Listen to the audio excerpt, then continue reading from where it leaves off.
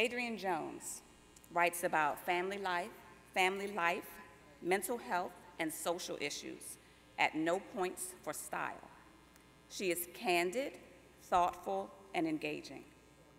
And one truth about her, she gave birth on her deck.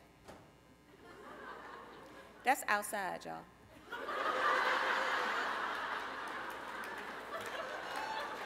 I didn't even make that up. I didn't fall down.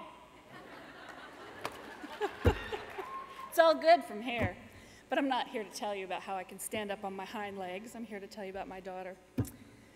My teenage daughter, Abby, oh, she broke her leg. It was a bad break in her femur. And she was in terrible pain, begging me to help her make it stop. So I took her to the ER, and we waited there all day. And finally, a bone health specialist came and told us we should go home and make an appointment with an orthopedist. I can't take her home like this. I said she can't even walk. Can she at least have some medicine for pain? The bone health specialist was aghast. A doctor can't prescribe medicine without seeing the patient. That would be unethical. I took Abby home and made her as comfortable as I could before I got on the phone. I called every orthopedist whose number I could find. Many of them didn't return my calls, and of those who did, more than half told me they weren't accepting new patients. And the few who were taking new patients made appointments 4 to 6 weeks in the future, or put her on waiting lists that were months long. Wait, I'm sorry, that's wrong. Actually, I took my daughter to the ER for an asthma attack. She was terrified, unable to speak, tears rolling down her face. So I took her in hopes of getting her some relief and making sure she didn't die. So we went there and we waited, and finally a breathing the air specialist came and told us we should go home and make an appointment to see a pulmonologist. I can't take her home like this. I said she can barely breathe. She could die. The breathing the air specialist was aghast. A doctor can't prescribe medicine without seeing the patient. That would be unethical. I took Abby home and made her as comfortable as I could before I got on the phone. Sorry, I got confused again. It was diabetic shock. And after we waited, we saw a blood sugar and insulin specialist who told us to go home and make an appointment with an endocrinologist. Wait, I don't know where my head goes. I did take my daughter to the ER, and we did wait all day. But what was really wrong was suicidal depression. In the weeks leading up to our ER visit, I had already called dozens, more than 50 psychiatrists, and had discovered that I could not get her an appointment in a reasonable amount of time to keep her safe. 6 weeks, 2 months, 3 months. We'll add you to the waiting list. And in the meantime, my daughter begged, please, Mommy, can't you make it stop? I can't stand it. It's always awful to witness our own children suffering. From the baby's first cold, there are few things in life that feel worse. Part of the way I endured excruciating pain after a surgery that went bad in 2007 was to lay in my hospital bed and chant, at least it's not one of my kids. At least it's not one of my kids.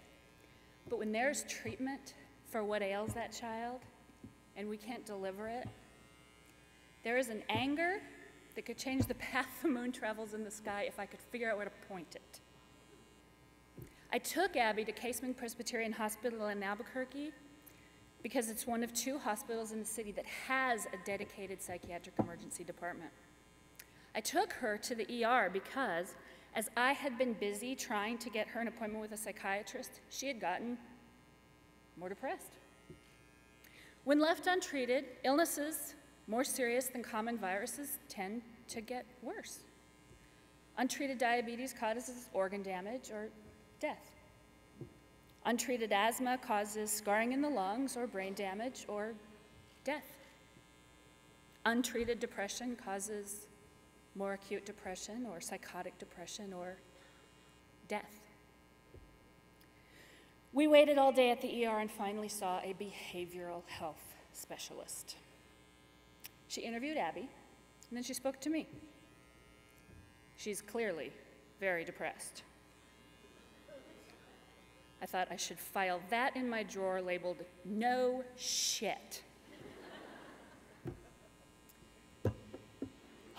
She has some suicidal ideas, said the BHS, and she knows what she would do if she decided to end her life. But she hasn't definitely decided to do it. Criteria for admission are an immediate suicide plan or extreme psychosis. You should take her home and make an appointment to see a psychiatrist. Would she see a psychiatrist today? I asked. There are no psychiatrists in the ER, said the BHS. There are no psychiatrists in the psychiatric emergency room. I said, she's feeling too desperate and hopeless. I can't take her home without a prescription or an appointment or something. The BHS looked horrified. She can't have a prescription. No doctor will write a prescription without seeing the patient. That would be unethical. Unethical. Let's talk about ethics. Let's talk about the ethics of insurance companies that reimburse so little for mental health treatment that hospitals have no incentive to keep their psychiatric units open. Thank you. Let's talk about the ethics of a mental health funding system that pays psychiatrists less than most other doctors, so medical students enter other specialties in hopes of paying off their student loans before they retire. Let's talk about the ethics of having a psychiatric emergency room with no psychiatrists in it. When Abby dislocated her knee at school a year and a half ago, an ambulance transported her from there to the ER. At the ER, they put her knee in place, put a brace on her, gave her pain medicine, and we walked out with a follow-up appointment to see an orthopedist for the very next day. There's no equivalent care for a dislocated mind. There's no method to deliver care immediately to a person who is suffering deeply, but has not quite gotten to the point where she seals the garage or swallows the pills or puts the blade to a vital artery. How ethical is it for us as a society to accept a mental health system that meets the needs of such a tiny minority of people that suicide is the third leading cause of death of teens and young adults in the US?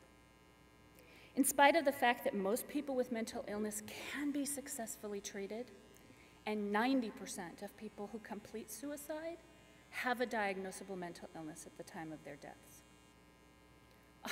I'm so glad the doctor who didn't treat my daughter that night got to protect his ethics. Now, how about we get busy protecting lives?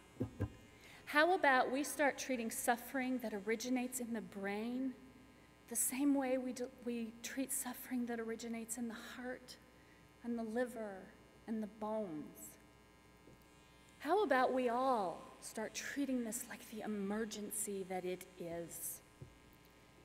Because if we begin at the ethical beginning, at the human beginning, we can only say that there are no disposable people. Not my daughter, not you, not the people who are tying the nooses and gathering the pills and loading the guns right now. To build a system to create a culture in which some people are disposable, that is unethical.